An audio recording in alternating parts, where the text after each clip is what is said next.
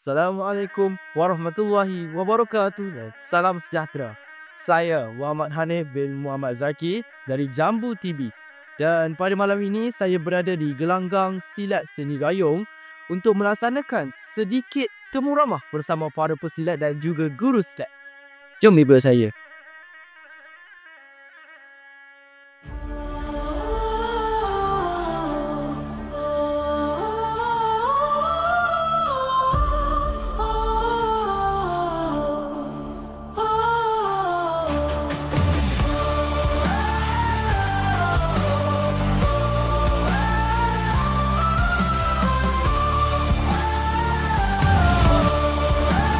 Ini adalah rutin mingguan para pesilat gayung.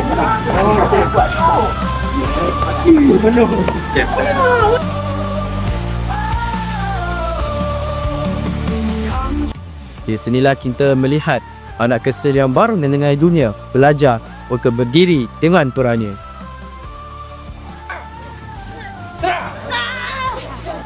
Tujuan utama kami berada di sini adalah untuk menghayati, merakam serta mendokumentasikan tentang warisan ilmu silat gayung yang telah diasaskan oleh Allahyarham Maha Guru Datuk Mio Abdul Rahman. Assalamualaikum warahmatullahi wabarakatuh dan salam sejahtera. Pada malam ini saya bersama jurulatih silat seni gayung Malaysia Air Kuning. Jurulatih, boleh jurulatih perkenalkan diri? Baik, Waalaikumsalam warahmatullahi wabarakatuh.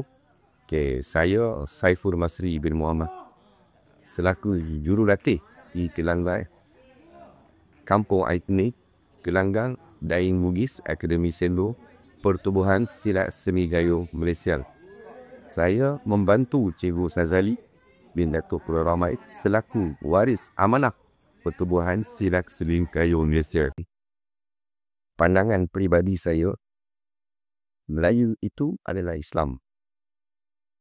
So, setiap apa yang ada dalam Melayu, kita banggakan sebagai warisan.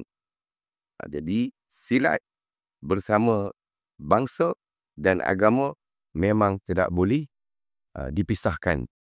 Bersama saya, Cikgu Sazali bin Datuk Mio Abdul Rahman selaku pewaris amanah Pertubuhan Silat Seni Gayung Malaysia. Cikgu rasa bangga kerana gayung mana pengasas pelita arwah ayah cikgu mengembang di seluruh dunia. Takkan Melayu hilang di dunia. Tokoh orang kata pendekar tuah jebat kekir. Itulah pas dalam pertubuhan gayung berdaftar. Gayung berdaftar 22 Oktober 1963 di Johor bernombor 361. Jadi pertubuhan memang rasa berdaftar. Jadi kita jagalah Pertubuhan Silat Seni Gayung yang sebenarnya dan termasuk perguruan-perguruan lain, kita ukhuwah dengan perguruan untuk jaga seni Melayu kita, adat dan adab. Jangan lupa Melayu kita tinggal di mana ada taqwa. Terima kasih Cik. Hari interview para pesilat sekolah rendah. Adik, boleh abang tanya, seronok tak belajar silat? Seronok sebab boleh jumpa kawan-kawan. Oh, kalau adik, seronok tak belajar silat ni?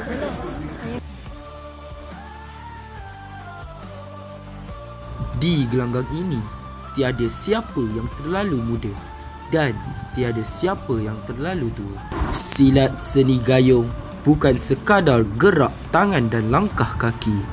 Ia adalah warisan yang memelihara adab, menguatkan hati dan membina jati diri bangsa. Di sinilah kita dapat melihat anak kecil yang baru mengenal dunia belajar berdiri dengan berani. Di dalam gayung, yang penting bukan umur tetapi tekad dan adab. Silat gayung terbuka untuk semua kerana warisan ini milik semua. Pada keesokan harinya, kami dijemput oleh Cikgu Saiful ke kediaman asal Datuk Mio Abdul Rahman. Kediaman almarhum Maha Guru Datuk Mio Abdul Rahman bin Naib juga Muhammad Hashim. Dapat saya bayangkan betapa hebatnya kediaman ini satu ketika dahulu.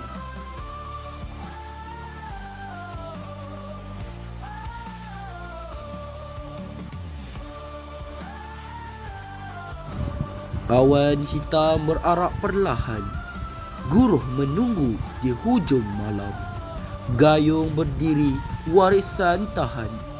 Jejak miur kekal dalam kelam.